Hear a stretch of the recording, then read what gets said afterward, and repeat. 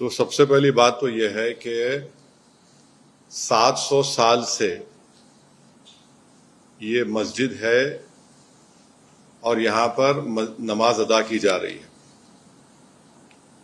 दूसरी बात यह है कि ये क्यों कह रहा हूं मैं, इसलिए कि ये वक्फ बाय डेडिकेशन है और इसको धार के उस वक्त के अर्सवाइल स्टेट ने इसको मुसलमानों के लिए दिया और वहां पर मस्जिद में नमाज पढ़ रहे हैं।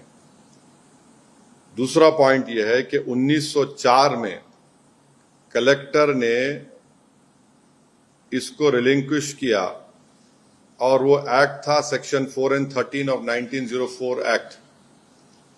तीसरा बात यह है जो आपको समझने की जरूरत है, जो हम पे उंगली उठा रहे हैं, धार स्टेट गजीट है 1935 का, उसमें ये बताया गया है कि ये जगह मस्जिद है और गवर्नमेंट ने इसको रिलिंक्विश किया, गार्डियनशिप से मुस्लिम कम्युनिटी को दिया और फिर 1985 में ऑफिशियल गजीट एंट्री नंबर 62 में उस वक्त के 1954 एक्ट के तहत बंद करो भाई 1950 एक्ट के तहत ये वक्फ की गजीट भी है। पांचवी बात यह है कि ये प्लेसेस ऑफ वर्शिप एक्ट के भी खिलाफ है। 1991 प्लेस ऑफ वर्शिप अब क्या बोलता है सेक्शन 4 उसका, कि जो मस्जिद का, मंदिर का, गुरुद्वारे का या बौद्ध धर्म के जो भी जिस धर्म जो 15 अगस्त 1947 की थी उसको चेंज नहीं किया जा सकता। छठी बात यह है कि ASI का कानून है जो ये कहता है कि आप किसी भी प्लेस ऑफ वर्शिप के नेचर और कैरेक्टर को चेंज नहीं कर सकते। अब आप आ जाइए कि अब आपने कहा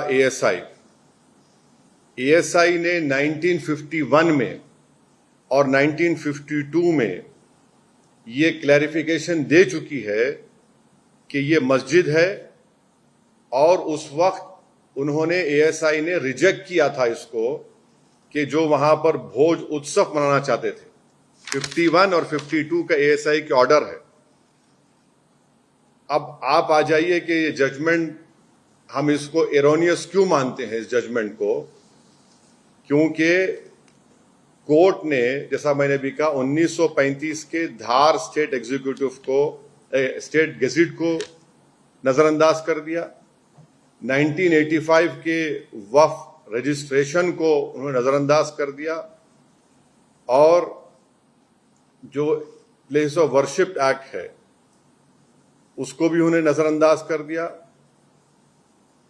और साथ ही साथ ये जो आर्गुमेंट है कोर्ट ने उसको भी कबूल नहीं किया कि 1935 की नोटिफिकेशन को जो लॉ था उस वक्त under article 372 the constitution of India, ये लॉ था उस वक्त, और उन्होंने सिर्फ उसको बोला कि ये मियर एडमिनिस्ट्रेटिव अरेंजमेंट। ये क्या बात है?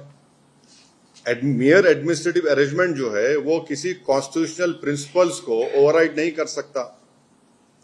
और एक और वजह है ये फैसला जो एरोनियस और गलत है, मुस्लिम साइड ने ये आर्ग्यू किया था कि जो PIL दाखिल की गई थी रिट पिटीशन में, उन्होंने डिस्प्यूटेड क्वेश्चन ऑफ फैक्ट उठाए जो आर्टिकल 226 में नहीं लिए जा सकते, क्योंकि एक्स्ट्राऑर्डिनरी जुरिसडिक्शन जो होता है आर्टिकल 226 में कोर्ट एक ऑर्डर पास नहीं कर सकता डिक्लेरेशन ऑफ पोजेशन और टाइटल के ऊपर।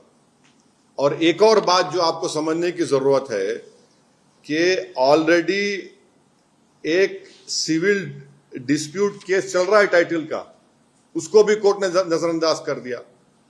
टाइटल का सिविल डिस्प्यूट चल रहा है। एक और बात आपको समझने की जरूरत है कि कोर्ट ने जो मैंने कहा, अभी आपने सवाल किया कि ये तो बिल्कुल बाबरी मस्जिद का मामला हो गया जजमेंट का। बाबरी मस्जिद केस के मामले में आप कोर्ट ने कहा था कि पोजेशन नहीं था मुसलमानों के पास, भाई मेरा पोजीशन तो आज जुम्मे तक था ना, मेरा पोजीशन आज फ्राइडे तक मेरा पोजीशन था। बाबरी मस्जिद को तो रात के अंधेरे में वहां पर मूर्तियां रखकर मिंबर रसूल पर मस्जिद को बंद कर दिया गया। मेरा तो पोजीशन आज भी है। Subscribe to One India and never miss an update. Download the One India app now.